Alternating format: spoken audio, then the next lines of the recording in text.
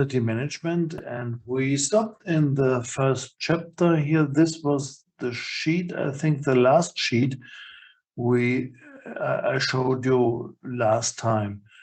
And we started with the topic of confidence limits and confidence intervals.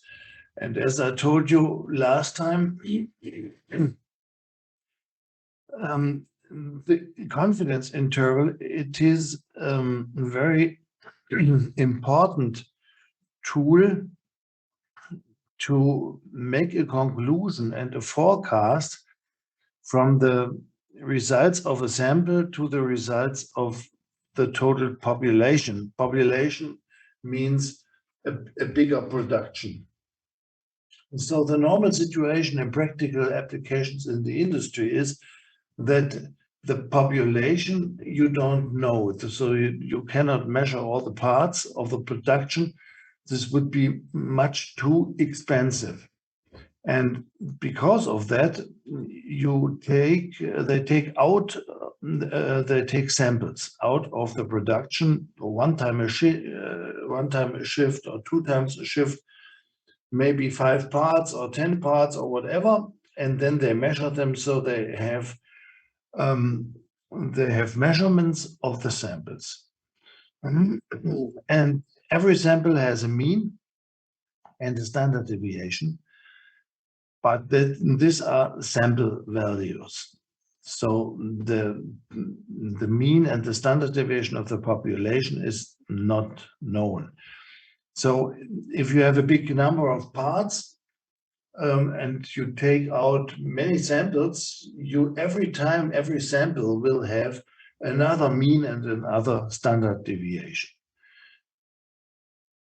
The smaller the sample size n is, the larger are the differences between the samples which you take out of the production.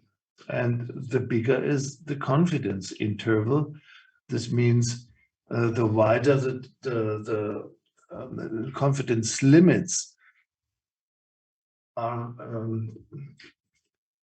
wider, so the width of the confidence limits is bigger than in the other case if the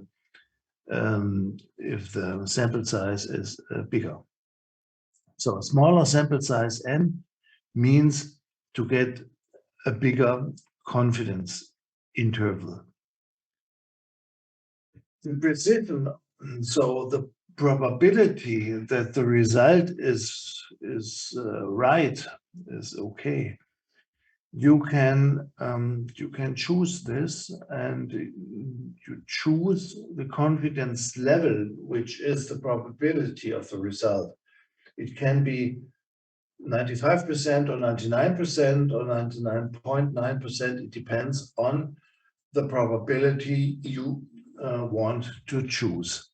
In many cases, they take 95% or 99% probability that the confidence level is correct. Okay, if you take a sample out of the production, you will have a normal distribution, and if the parts are if the measurements are randomized, you will get a bell curve, a Gauss distribution, with an arithmetic mean in the middle of the bell curve. Now this is for the sample. Now the population which belongs to this sample could have a bigger mean value, like you see here on this sheet, or even bigger, like this or this. It can be that the total population has a distribution like this. So the mean is much bigger than the mean of the sample. It also can be that the population is has a mean which is smaller than the sample mean, like you see here on the sheet, or like you see here or here. So in this case, the mean of the population is much lower than the mean of the sample.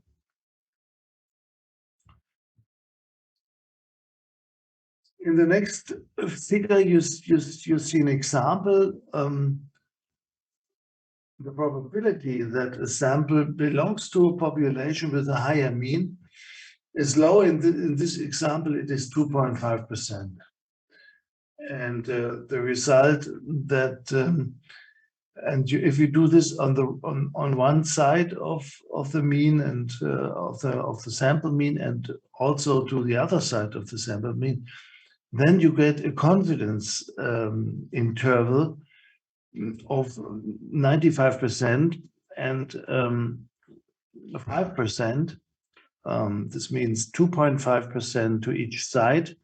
This means in total 5% are out of the range. And this means you have a confidence interval of 95%. What does this mean? Well, this is shown here in this figure.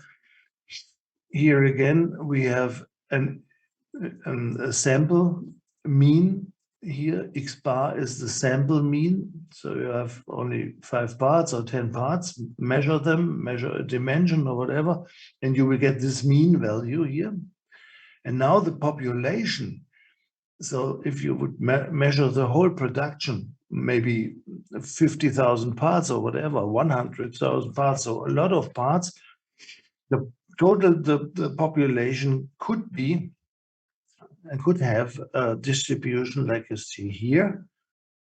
And this distribution has X up, mu up value, mean value, which is here.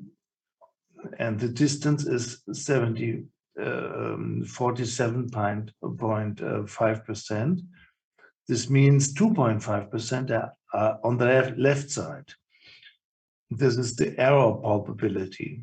So this is the probability that the mean of the distribution of the population is in this area here. This is 47.5%. And if you do the same thing to the other side, maybe the real population distribution is like you see here, is on the left side of the sample mean, then this has also the same, it's the same thing like you see here in the first distribution example here on the right side. If you do the same here on the left side, you also have 47.5%. You have a probability that the mean of the population is here on the left side, is exactly here. This is the mu low value. Is the probability for this is 47.5%. This means the probability that this is on the right side is only 2.5%. So this is the error probability, and in total you have 2.5%, because it can be that this is the real distribution of the population, or it can be that this is the real distribution of the population, and the error probability here also is 2.5%. So you have an error probability in total of 5%. And that's why this is called the 95% confidence interval. It is the probability that the mean of the population is in between these limits here, mu low and mu up. These confidence limits, mu up is the upper confidence limit, mu low is the lower confidence limit. And the probability that the real mu value of the distribution is between these limits is 95% in this example. So you have 5% error probability. If you think about another example where this distribution goes a little bit more to the right and this goes more to the left, so that between the limits here you have 99% confidence interval. This means 0.5 is the error probability to the right side and also to the left side. Then you have 1% error probability, and the confidence interval is the 99% confidence interval. So you have 99% probability that your result is true. This means that your mean of the population is between these limits, mu up and mu low. So this is the the confidence, the definition of the confidence limit. Here you have an example. It's a pump housing, and what you measure here is the breaking pressure. So you increase the pressure until the material gets a crack, until the housing is broken. And if you see at this X bar here, this is the mean of a sample. Let's say you take 10 pump housings out of the production, and then you measure this burst pressure, and the mean of the 10 parts is 90 bar. So at 90 bar, the pump housing is broken. So 90 bar is the burst pressure of the pump housing if you take a sample of 10 parts. Now, the total production can have a distribution. You see here, this is an example that the distribution of the whole population, of the whole production, is on the right side of the sample mean, with an error probability of 2.5%, like in the example before. Then the mean of the population is 100 bar, and 1 sigma, 2 sigma, 3 sigma. The distance of 3 sigma is 115 bar here to the right side. It also could be that the real distribution of the population, of the whole production of 10,000 parts or 50,000 parts, is here like that.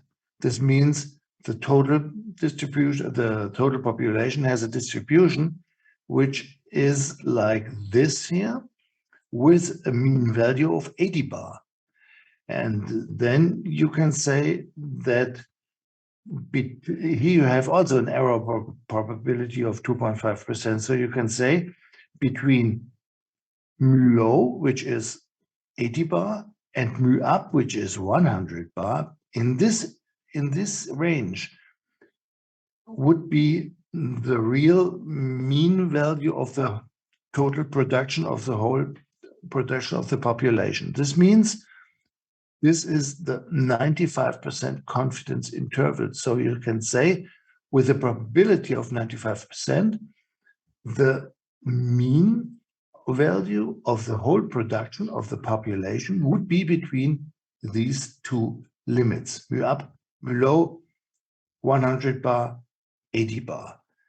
And if you take also the standard deviation, here you have one standard deviation to the turning point. From the mean to the turning point is one standard deviation. Here we have 2, and here we have 3 standard deviations. So we can say we can do a forecast, and the forecast would be that the total production would have a minimum value of 65 bar and a maximum value of 150 bar. This means the parts would have a variation, which can be that you have a part which has a very high burst pressure of 115 bar, but it can also be that you have a part with a much lower burst pressure than the mean value, and you can estimate this. And you see here in the if you make a forecast, it is the minimum value of the production is 65 bar. So you can the supplier can guarantee the customer that the minimum burst pressure would be 65%, and it would be between 65 bar and 115 bar. In this range, you can estimate, you can expect the burst pressures of the whole production. So what does it mean? It is a forecast, and we will need this in many examples in the next lectures and also in the homework then afterwards. This is the conclusion from sample result to the whole production. This means to the population. So you can make a forecast of the quality of in which is are the limit values of the population of the whole production. Now this is what I showed you is for the mean. Also, the standard deviation has a confidence interval. Also, you have an upper confidence limit and a lower confidence limit. It's called sigma up, sigma low, and you see it here on the sheet. It's very simple to calculate this. All you need is the standard deviation of the sample, and you take this standard deviation of the sample times a table value called kappa. Here you have kappa up and here you have kappa low. In every case, this S is the standard deviation of the sample. So if you have a sample size of 10 parts, you have a mean of the sample and you get a standard deviation of the sample. And this is the standard deviation of the sample here. So kappa low, kappa up are table values. I will show you on the next sheet. And here we can calculate very easy the upper confidence limit and the lower confidence limit for the standard deviation of the population, which is called sigma. What is very important is that you need a measurement precision that is 1 digit more precise than the single measurements. This means if you have to measure a dimension of, let's say, 0.01 plus minus 0.01, this is the tolerance of a dimension in a drawing. Maybe it is a target value of 60 millimeter, and the tolerance is plus minus 0.01 millimeter. Then you need a measurement equipment with a precision of 1 digit more. This means 1 micron, plus minus 1 micron. This must be the precision of the measurement equipment. This is what you need. This is one of the golden rules in quality assurance, that you need a measurement equipment which has 1 digit more than the measurements are. So if the measurements are 0.01, then you need a measurement precision of 0.001. This means 1 micron. Now this is here on the sheet you see the table, and you see how to calculate the confidence limits. This is here the equation for the mean value for mu. And here on the right side in the equation, you have the mu up limit, the mu up value. Mu up is the sample mean here. X bar is the mean of the sample, the arithmetic mean value of the sample. Then S is the standard deviation of the sample, and N is the sample size. So if the sample size is 10, you have here the root of 10. And also here you have this t. This t is a value you take out of this. Table here. So if the sample size is 10, you go into the table here at n is 10. The t value is 2.26. This would be the t value for a sample size of 10. If the sample size is 20, you take this one here. If the sample size is 100, you could take this t value here. So this table here goes from sample size 5 up to sample size 1000. So you take out the t value, and here on the left side of mu, this is for mu low. So to calculate mu low, you need the mean value of the sample, and then minus the same as here on the right side, t times s divided by the root of n. And it's, of course, it's the same t value, so it depends only on the sample size. If it is a sample size of 10, the t value is 2.26, and you put it here in this equation. And here you get the mu low value on the left side and the mu up value on the right side. Both limits for mu.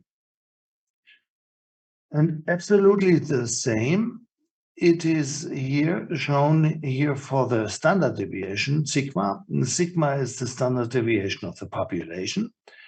And sigma could be between sigma up and sigma low. Sigma up is the sample standard deviation S times kappa up. Kappa up you take out of the table, and if n is 10, the kappa up value is 1.82. And this is the sigma up value here. And on the left side, you get the sigma low confidence limit, which is kappa low times S. S again is the standard deviation of the sample, and the kappa low you take here out of the table. And if it is a sample size of 10, the kappa low value is 0.69. So it's very easy to work with this table to calculate the confidence limits for mu and sigma. This whole table, the whole sheet here, all these t values and kappa values are for a probability of 95%. So if you calculate it here with these equations and with these t values and kappa values, the limits, the confidence limits you calculate have a probability of 95%. This means with 99% probability your result is true. You have an error probability of 5%. The next sheet here has a little bit different t and kappa values, because this table here has an error probability of only 1%, not 5%. The error probability is only 1%. This means the probability that your result is true is 99%. And you call this, you have a confidence level of 99%. This means you have a probability of 99% that the confidence limits you calculate with these table values is true. So this is the table for 99% probability that the result is true. And before we had 95% probability that the results for the confidence intervals are true. So this is what you can choose. 100% is not possible. So you can choose between the first table with 95%, or you can take this table here. Here you have a little bit higher probability that your result is true, and the probability is 99%. Okay. We will come back to this in a few examples later on. Now we have some examples which show how to visualize and to analyze measurement data. And here's an example. We have 12 samples. Every sample has n is 5. This means 5 measurements. Every of the 12 samples has 5 measurements, so n is 5. Take out these samples out of a bigger production lot. So if you take all these samples here, you have a total sample size of 60. Okay, we have sample size of 5 and we have 12 samples, so we have in total, we have 60 measurements in total. At first, we have to complete the table with the range values for every of the samples here. The range is the difference between the maximum value and the minimum value in every sample. And then we will do a visualization and we will have a look at the result table. So at first, the minimum measurement here in the table is 9.4. The maximum value is 9.6. So the total range is 0.2. It's the difference between these two values, 0.2. And what you see here in red, this is the range of the first sample, this is the range of the second one, and so on. So here in red, you have the ranges of every sample. And if you take all the ranges and divide it by 12, then you get the mean of the ranges.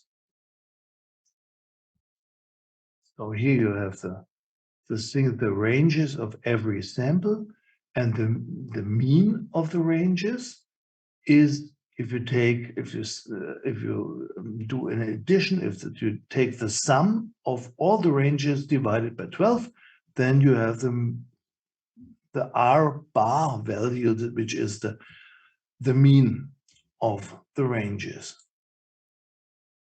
If you want to do a visualization of these table values, of these measurements, you can put it here in this sheet. So like you see here, and you see the first measurement here in this first class, we have 4 measurements. In the second class, we have 6 measurements. Here we have 3 measurements, 6, and so on. The mean of the distribution, the value with the most of the frequencies here in the middle in this class, and then here on the right side the frequency is decreasing. You have 1 and 3 and 1 times this value, so 3 times this and 1 time this value here. So on the abscissa, you see the diameter, and here on the ordinate, you see the frequency. The question is, of course, is this a normal distribution? You cannot say, if you put it into this diagram or in this figure here, you cannot be sure that it is normal distributed. To be sure, you have to perform a p-plot, which is a probability plot. We will see this later on. Or a test of normal distribution. This would be the last chapter here in QM1. I will show you some tests. You can put the test, you can perform a test with every measurement, with every data, with the measurements of an analysis. You can see, if you do the test of normal distribution, you can see if the measurements, if the measurement data are normal distributed or not. The p-plot is a very simple way to see this. It's not so sure, not so good as the test of normal distribution, but it is a first impression. You can put the values in a p-plot, and then you can estimate, you can have an estimation if the values are normal distributed or not. If you put it in a diagram like this, you cannot say if it's normal distributed or not. Well, what is here the analysis table? The analysis table has the maximum and the minimum value. Then the total range, which is 0.2. I mentioned this before. Then here we have a total sample size of 60 measurements. This is the calculated class width, and then you choose a class width which is nearly here, nearly by here in the area of the calculated class width. Here we choose 0.02 millimeter.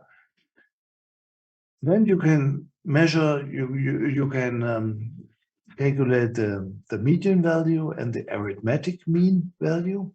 Also, the mean of the ranges, which you see here, and the standard deviation of all the measurements you see here. And based on that, you can go into the table, which I showed you a few sheets before, the table for a probability of 95%.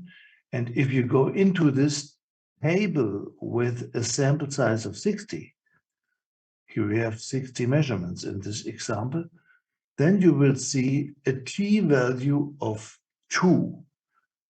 I will show you t-value of 2. So if we go into the table for 95%, this is this table here for 95%. And if you go here in this n column to n60, then you will get a t-value of 2. And this is what you'll see here, a t-value of 2. You have a kappa value of 1.22 and a kappa up value and a kappa low value of 0.85. Again, if you go into the table here, this is the t-value of 2. Then here kappa up is 1.22 and the kappa low value is 0.85, and this is exactly that what is written here. And with this, you can, if you take these equations here, the table here for mu and for sigma, if you do the calculation, you can calculate the mu low value and the mu up value. And here's the sigma low, sigma up. So you can say, okay, the low the lower limit for the mean of the population is 9.487 with a probability of 95%, and the upper confidence limit of the population of the mean value of the population, this is 9.513 with a probability of 95%, and here the same for the standard deviation of the population. Okay, here another example from a production lot of 10,000 parts. A sample of n is 25 is taken, and an important diameter is measured. Diameter values here, all values are in millimeter. So here you see, in total you have 25 values. Here you have the first sample of 5 values, the second, the third, and so on. We have five samples. So in total we have a sample size of 25. Next steps are to complete the table with the R values, then transfer the regional data into a graphical visualization. Then what is changing is the graphical presentation is performed by classified data, so we don't have the single data anymore. We do a classification, put the data in classes, and then complete the analysis table and calculate confidence interval with 95%. So this is what is shown here in the next sheets. Here you see the R value, the ranges of the 5 samples. In red under every sample, you see the range of the sample, and the total range is between 9.41 and 9.6. So again, if you take all these ranges here and divide it by 5, because we have five samples here, you have this. This is the range here. This is the mean of the ranges of the samples. So you take the range of the sample here and divide it by 5, because we have 5 samples, and then we have this range. The total range is between the minimum value and the maximum value. Okay, if we do a visualization, we put all these measurements into this figure, and then we will see that the distribution is very wide. We have one value, which is 9.51, which has the highest frequency. So we have 7 measurements have this value, 9.51. 7 measurements have this value. This means it is the highest frequency here in this measurement. But what is the conclusion here about the normal distribution? We cannot say if this data are normal distributed or not. This is the distribution of the single measurement values. If you put these values in classes with a class width of 0.05 millimeter, like you see here, then in the first class you have 3 measurements. Here we have 4 measurements. Here in the middle class we have 13. Here again 4 and 1. So this is has more the shape of a normal distribution. It looks like a bell curve. It looks like a normal distribution. So the data compression, the put the data into these classes, it would show that it is more a normal distribution. But if it is a normal distribution or not, the best way to prove this is to put all the measurements into the p-plot or to do a statistical test of normal distribution. We will see both afterwards later on. Yes, here the example of the median. You can also, of course, you can you can see the median value. All you have to do is a ranking. Here you see the smallest value of these 25 values, measurement values here. The smallest one here is the biggest one, the smallest one 9.41, the biggest one is 9.6, and all these others here are in this ranking list. And what you see here is a median value of 9.1, 9.51 is the median value.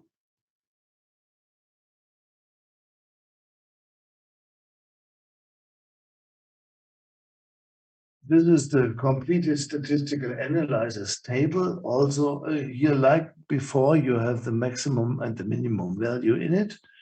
Then you have the range, the total range, and you have the total sample size. Here you have the class width, the median value, the arithmetic mean, the average of all the ranges, 5 ranges, and here the mean of the ranges, and the standard deviation here.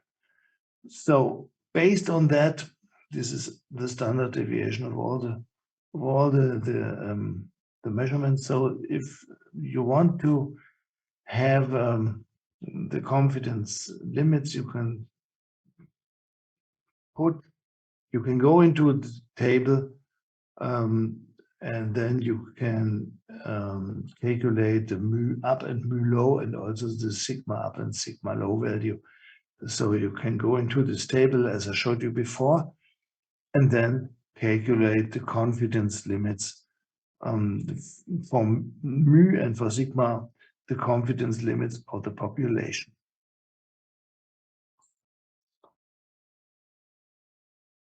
If you do this, you have to go into the table with a probability of 95%, confidence limits for probability of 95%.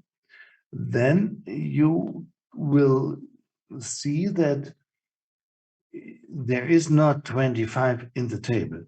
So the sample size here is 20 and the next sample size is 30. So all you have to do is to do a linear interpolation between these two values and take the middle. So this means between 20 and 30 is 25, which is the sample size in this example here. All you have to do is to take the middle value, the mean value of these two ones. This is 2.07. 2.07 is T. And then you take the mean of these two values for kappa upper and of these two values for kappa low. So this means kappa low has a value of 0.78 and kappa up has a value of 1.405. And with these values, you go into the equations, and then you can calculate the mu low and mu up value and the sigma low and the sigma up value.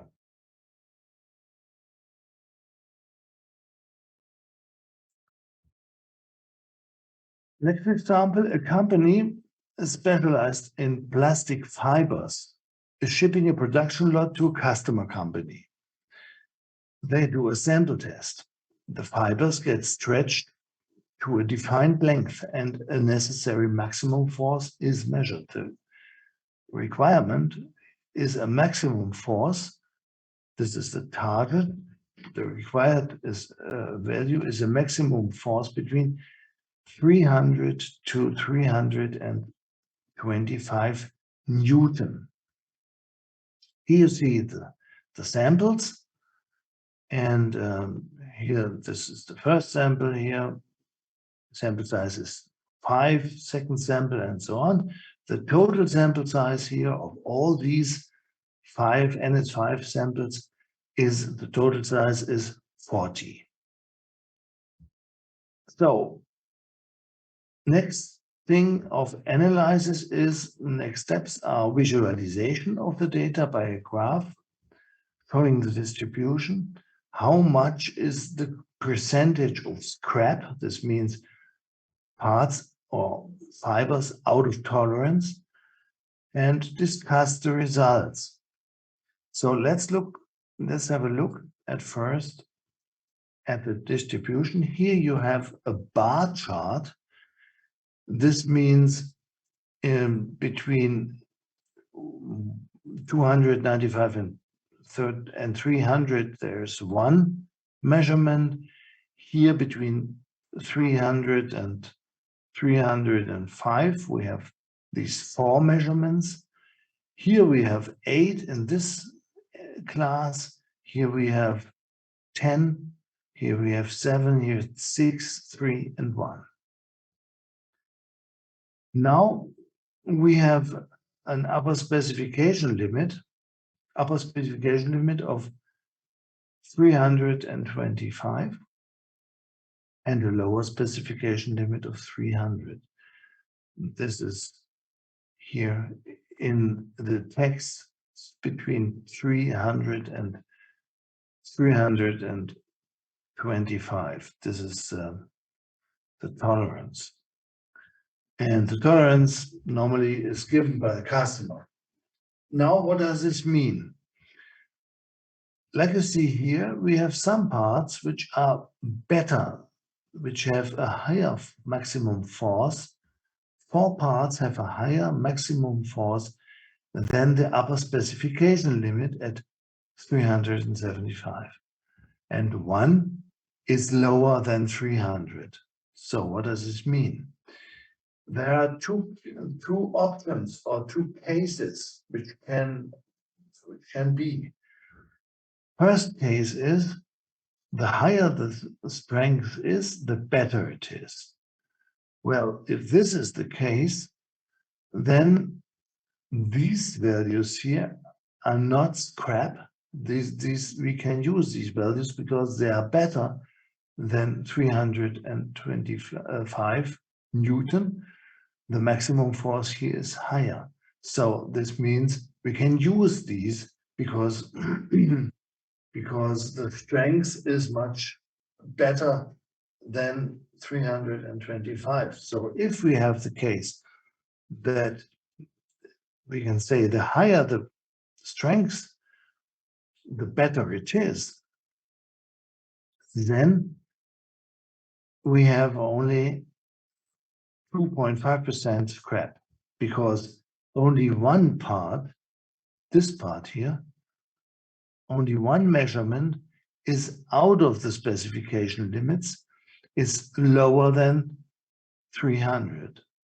This is the lower specification limit, and this is lower than the lower specification limit, so this is out of the tolerance. This means this one measurement here means we have a scrap of 2.5%. But it can be that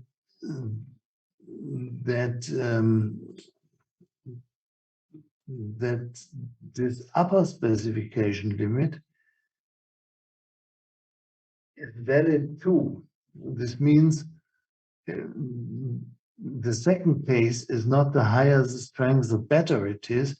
The second case is that the strength has to be exactly between these 2 specification limits.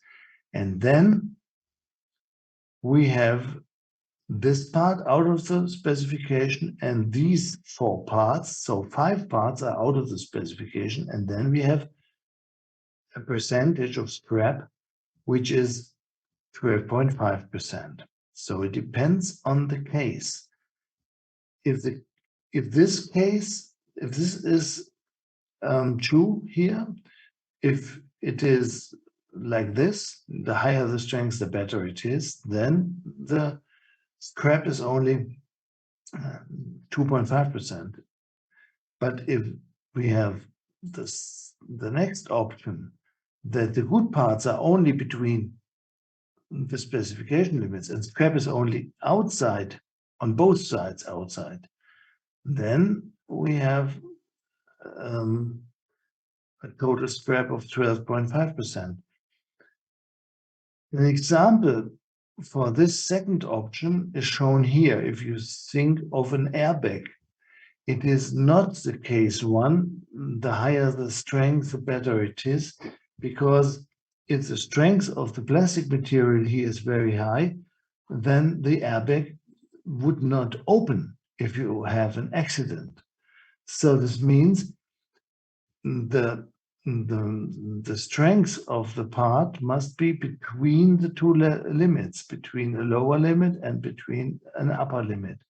It is not good if the strength of the part has a higher strength than the upper specification limit, because then the airbag would not function, it would not open in the case of an accident. So it depends on the application. If you have the case one, the higher the strength, the better it is, then you have this scrap percentage.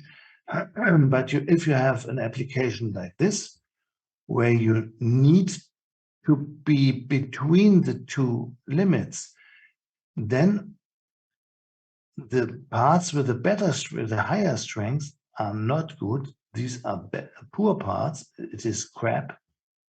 And then you have a higher percentage. So it depends on the application.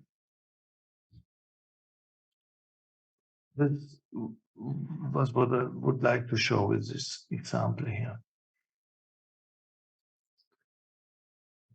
Next example, covers. Covers are made of metal sheets. And we have two suppliers, supplier A and B. And they ship the same sheets. They ship the sheets to the customer. The customer takes a sample from each shipment. The main quality characteristic is a sheet thickness. And the requirement here is a thickness, a target value of 2 millimeters, and the tolerance is plus minus 0.1 millimeters. So the specification is plus minus 0.1 millimeters. So the thickness has an upper specification limit, which is 2.1, and a lower specification limit with 1.99 millimeter. So what you see here is the sample of the sheets from supplier A. Here we have a sample size of 30, and here the same for supplier B, also 30 measurements.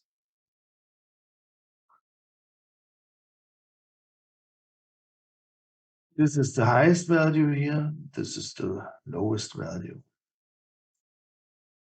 So what we do now is a graph of the distribution for both suppliers and the percentage of scrap. And we want to have the same scale for both suppliers. So this means we need the minimum value in total here of base of both suppliers. The mean the lowest value here, the minimum value is this one, 1.81, and the maximum value is 2.25. We need this for the scale because we want to have the same scale for both suppliers. Yeah, and then the question is, who is better in quality, supplier A or supplier B? Okay, this is the analysis and the graphical visualization of this, of the measurements. Here you see the measurements of supplier A, and here you see the measurements of supplier B.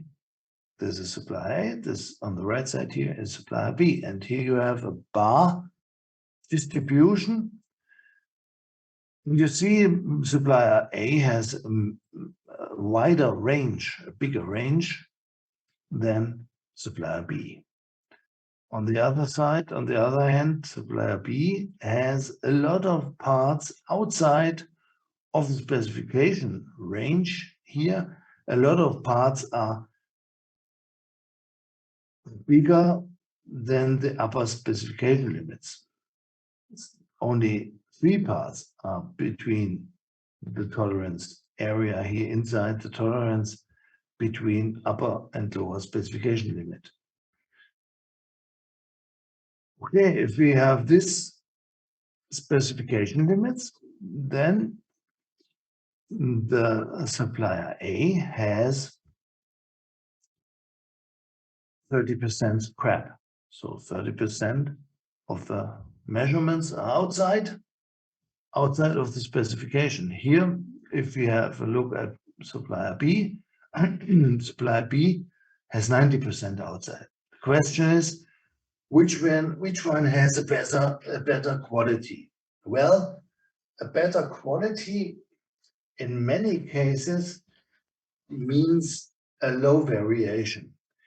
If you have a high variation, which here supplier A in this example has a relatively high variation, a big variation range here, maybe his machine is an older one and the precision of the machine is not as good as the precision of the machine of supplier B. So if you want to know who is better, the first thing would be to take the telephone and ask supplier B, is it possible to center your process into the specification limit? In many cases, it is more easy to center a process with a low variation inside the specification limit, inside the tolerance area here between the two limits, specification limits. It is more easy than to reduce the total variation range here. So the first thing would be to ask supplier B if it is possible that he is doing a centering, if he centers the process inside the tolerance area. If this is possible, then B would be the preferred supplier because his distribution is much smaller than A. The next question is if it is possible, so we have to ask also supplier A, if it is possible to reduce the variation. If supplier A say, okay, we take another machine, we are optimizing our process and we will reduce the variation, then supplier A should ship another test shipment and then measurement again, and then we will see if the distribution here, if the variation range is smaller than in this example. But mostly it is more easy to do a centering of the process if we have a low variation. It is more easy to center the process than to optimize it to reduce the variation. This would be the answer to the question which supplier quality is better. So usually supplier B here would have the better quality performance if he is able to do a centering of the process. Okay, here you see on this sheet, you see some distributions of incoming inspection in a company. So they have purchased parts and purchased products, and here you have a tolerance, and they measure the parts, they do a sample measurement, and then they found this distribution here. It is totally inside the tolerance, so this distribution here would be okay. If you have a look at this distribution, you see that the distribution is still inside the tolerance, but here it is near by the upper tolerance, the upper specification limit. This means there is a high probability that the next shipment or another sample would have parts outside the upper specification limit. This is inside, this is okay, but there is a probability that if you take another measurement or another sample, that you get parts out of the upper specification limit. What you see here in this example is a mixed distribution. Here you have two machines or two production lines, and this is machine 1 and this is machine 2. So you have two distributions, and this is on the left, the side here, left side distribution has a lot of parts outside the lower specification limit, and here you see on the right side a lot of parts are outside, on the right side of the upper specification limit. So this means they must center their processes. Here we have a lot of scrap, and of course this would never be accepted by the customer company. If you have a look at this here, this distribution, it has a low variation, which is good, but the problem is here, the process is not centered. There are some parts near, very near the upper specification limit. So they have to, it is still okay, the sample is okay, but the supplier has to center his process. Here we have the other example. The distribution is much too big. The variation is too big. And here we have some parts outside the specification limit. So this lot would not accept it. If you have a look at this one here, here we have maybe two reasons for a distribution like that. Maybe it is a quality characteristic which never can be outside or on the left of the lower specification limit. If zero, there are some quality characteristics which cannot go under a special value, below a special value. Let's say below 0. If you see the roundness of a part or the flatness of a part can never be in the minus area, so lower than 0. Because if it is 0, then the part is round or flat. And this means this can be that this here, this is a limit that cannot be, it is not possible that there are any measurements on the left side of this minimum limit here.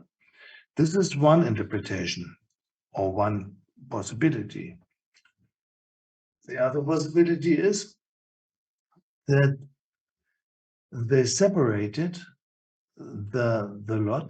This means the poor parts which are out of the specification are sorted out, they are separated and taken out of the shipment, and only these parts which are inside the specification are shipped to the customer. This is interpretation of this figure here. Here we have a distribution which has not a very good centering. Here we have a scrap percentage. Some parts are outside of the upper specification limit. Here again, we have a mixed distribution, but still all the two distributions are inside the tolerance, so it's okay, but it can be that the next sample or the next production is outside the upper specification limit.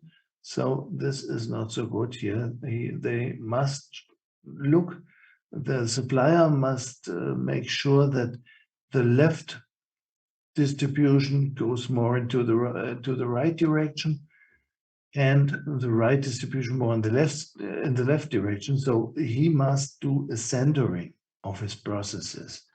And this is here sorted out. It's a separated shipment lot, but here some parts are not found. Some poor parts are not found, and they are shipped to the customer. So they shipped some poor parts, some scrap parts out of the tolerance range, and maybe they get a reject. Then the supply company will get the shipment back, and they do a reject. The customer company requires only parts between the tolerance limits.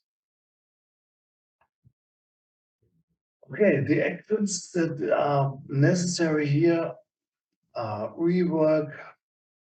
And if it is not possible, we have waste, we have to do recycling actions, and we have to do, the supplier company has to ship a replacement shipment, of course, cost-free. This means a replacement shipment which is between the tolerance limits.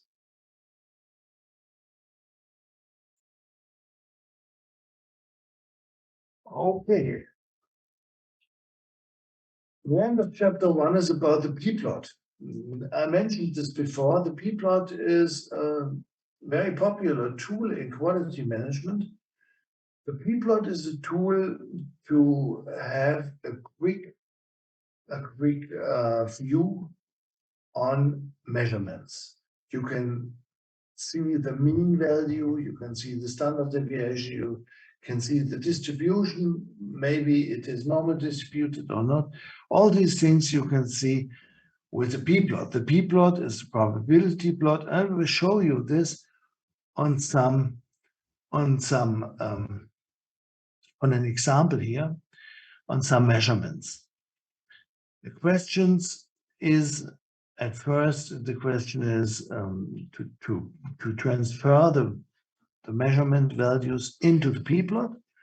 And then the question is, what is the percentage of scrap if the tolerance is 9.5 plus minus 0.1 millimeter, 99.73%, this means plus minus 3 sigma of all parts have which limits. This means what is the limits of plus minus 3 sigma, and does the process have quality capability?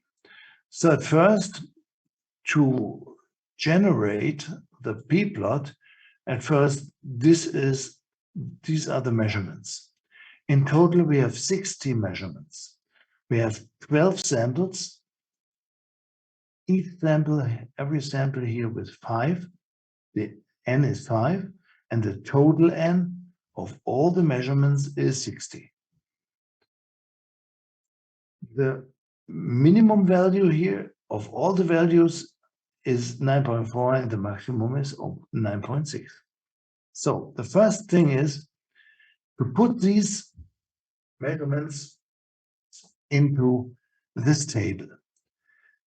This table has classes. In the first class, we have all the measurements, these two measurements here, 9.50 and 9.41. These two measurements are put into the first class.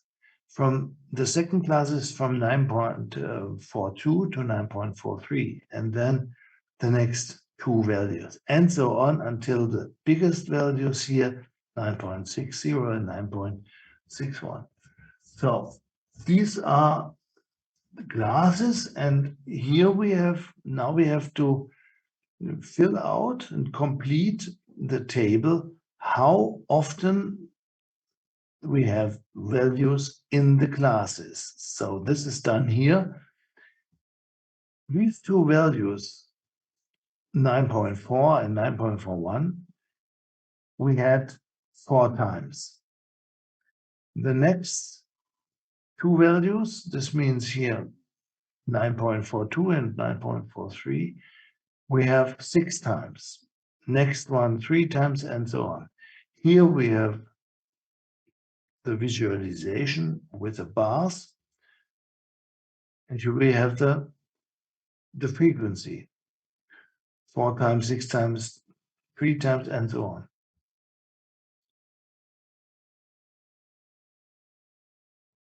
This column here is the sum column. This means 4 plus 6 is 10, plus 3 is 13, plus 6 is 19, plus 6 is 25, plus 15 is 40, and so on until 60. In total, they have a sum of 60 values, 60 measurement values. So this is the sum column. This column here is the frequency of every class. This is the sum column, and this is the percentage column, the percentage of the sum column. Every percentage is related to 100%, which is 60. So this means 4 is 6.7% of 60. 10 is 16.7% of 60. 13 is 21.7% of 60. 19 is 31.7% of 60. So everything is related to 60 because 60 is 100%. And then here on the right side, this is the class limit between the measurements. So if you look at the first class, you have the measurement 0.40 and 9.40 and 9.41. And in the second class, you have 9.42 until 9.43. So the mean, the class limit between 9.41 and 9.42, the upper class limit is 9.415. It's 1 digit more than the measurements. 9.415 is the upper class limit for the first class. For the second class, it is 9.435, which is exactly between these two measurements here, 43 and 44. This is 9.435. This is the upper limit of the second class. Here, the upper limit of the third, and so on. This is the upper limit of the last class. So here we have only the upper class limits. And these upper class limits we need if we want to do visualization with the p-plot. The first step is above every upper class limit, you put the percentage. Here you have the percentage scale on the ordinate, and here you have the diameter scale. And now the percentage is drawn exactly above the upper class limit. This is the first. Here you have an upper class limit. Here you have 0.405. This is here. This class limit, here you have the next class limit. These are these values here, 9.415, not 9.435. This is here in this figure 9.415. This is this. And the 6.7 is taken here from the table. This is the first percent value here in the column, 6.7. The second one is 16.7. The third one is 25.7. And all these values are put into this figure here, 6.7, 25, 21.7, every time above the upper class limit. And if you do this for all the measurements until 100%, then you will get kind of a S-curve, like you see here. This is an S-curve because both axes have a linear scale. The diameter scale is linear and the frequency scale is linear. Now, if you transfer the ordinate into a logarithmic scale, then this S scale will become a line, a straight line, and this is the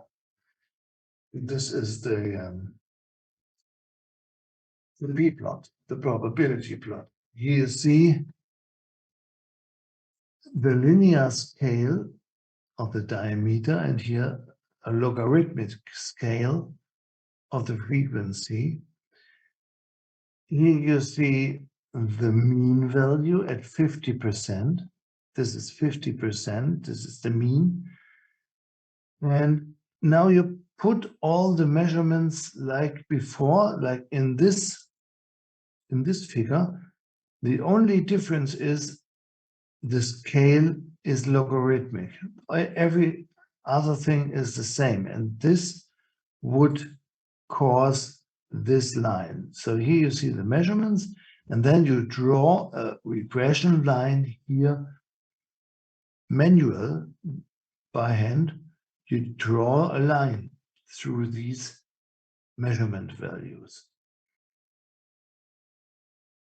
And you see, in one view, you see the 50% value. The mean here is 9.5. You only have to go to the cutting point here on the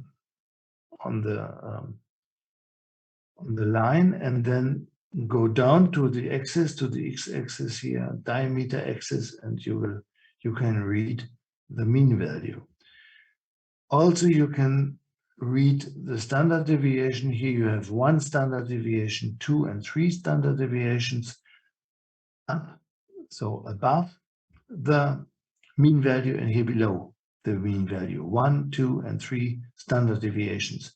So here you have plus minus 3, which is 99.3% of all the parts. And if you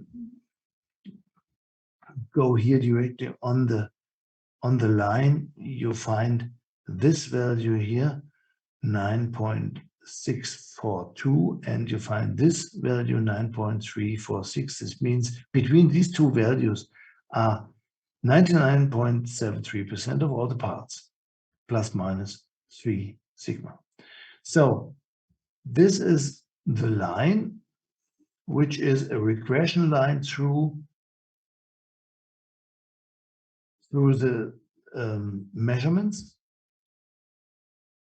Then you can do a parallel, you can draw a parallel line like you see here. It is, you have to go to the 50% point and draw a parallel line to the first line.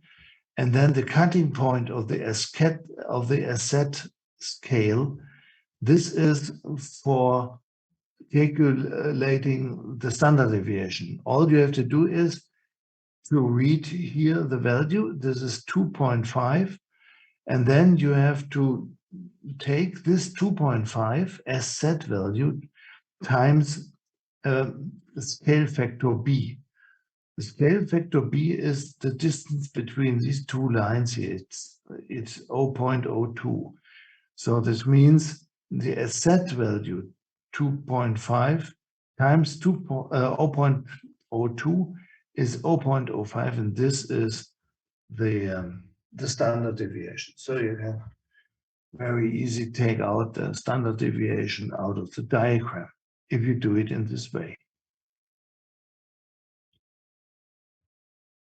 So again, you can take out the mean value, you can take out the standard deviation, you can take out plus minus 2 sigma range or plus minus 3 sigma limits. So everything you can take out here in one view out of the p-plot. And if all these measurements are nearly line, then you can say with a high probability that the measurement values are normal distributed. It's not a sure test. A real test of a statistical test is even better. But you can say with a high probability the measurements are normal distributed if they are in a line here in the p-plot. Last question in the example was the question about the quality capability. The quality capability is the tolerance divided by the standard deviation. And in this example, we have a tolerance of 0.2. And the standard deviation, you see it here, is 0.05. So we get a T2S of 4. And if this value, T divided by S, is smaller than 8, some other companies have defined 6 as the limit here.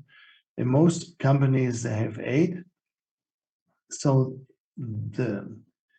if the value T divided by S is smaller than 8, the process has no quality capability. If it is bigger than 8, or if it is 8, then it has quality capability.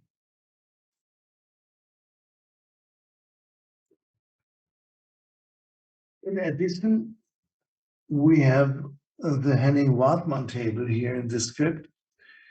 In this example, which I showed you before here, you see the measurements. We put the measurements into the classes.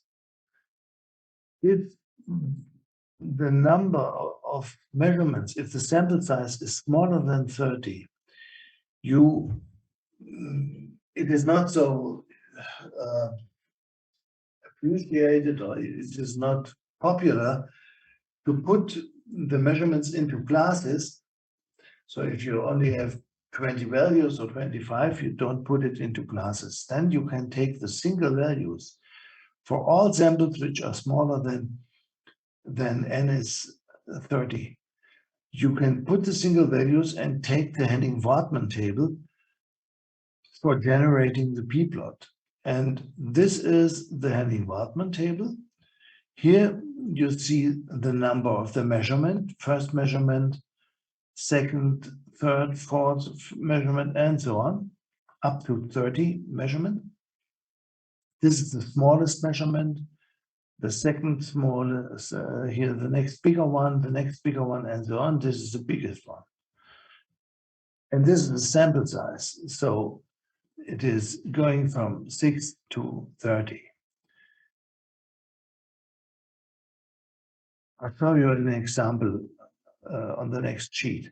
Here again, the quality capability, if the tolerance is bigger than 6S, some companies say, okay, then it has a quality capability. The process has quality capability. Others say, if the tolerance is bigger than 8S, it is quality capability. So it depends a little bit on the customer company. customers require 10, but most of the companies require 8. 8 means a CP and a CPK of 1.33. Let's go back to the Henning-Wartman table and to have a look at an example how to work with Henning-Wartman table. We have an example. Exercise 6 has an example of 25 values. 25 is lower, is smaller than 30, of course. And here you see the original measurement data. 25 is the sample size. What you have to do now is to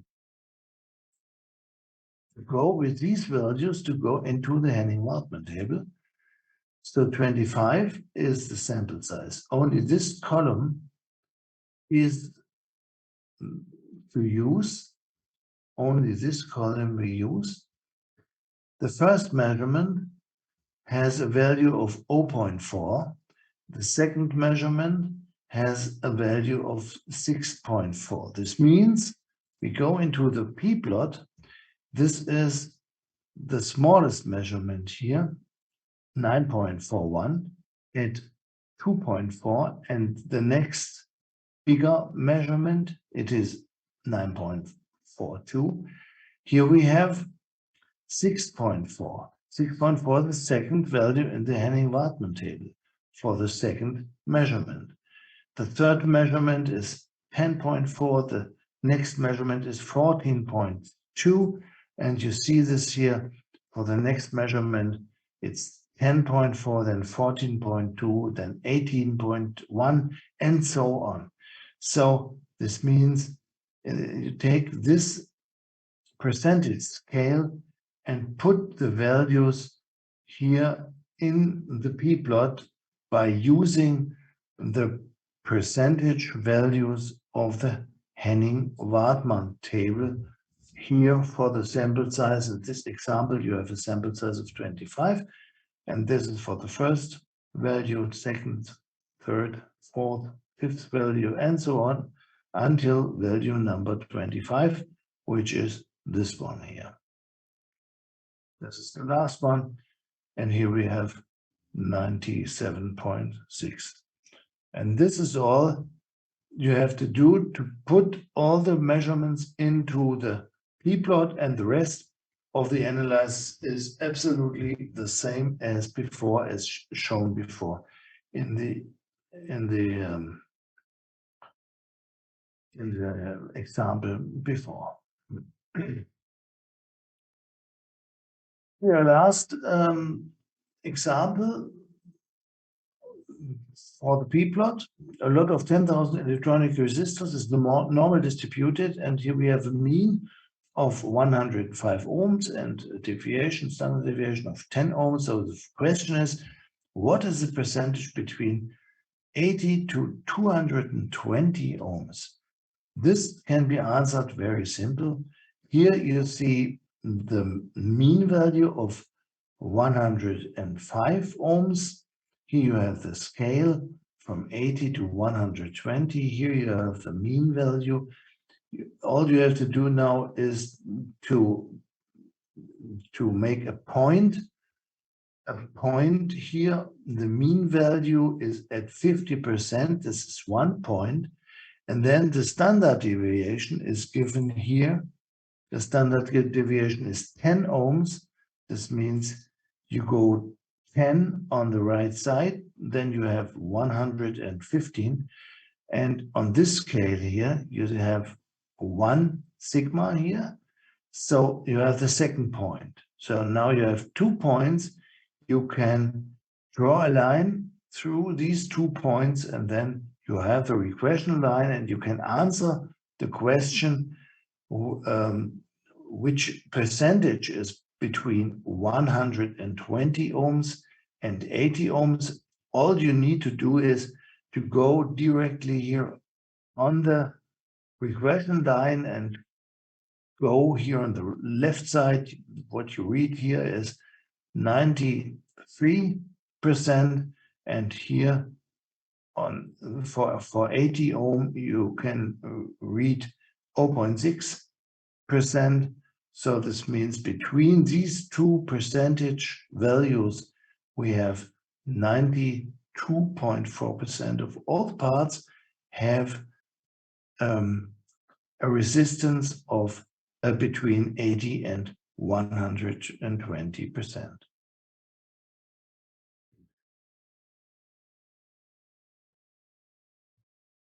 Mostly measurements are normal distributed. There are three cases why they are not normal distributed. In many cases, the sample size is too small. Another case can be that the test precision, the measurement precision, is not 1/10 higher, 1 digit more than the measurements. And the third reason for this can be that in reality, these values are not normal distributed. Maybe it is possible to do a transformation into a normal distribution. Many serious events are normal distributed, but the normal distribution every time means that there is no systematic influence on the process. So every distribution has to be by chance. It has to be a random distribution. Okay, so far with chapter 1.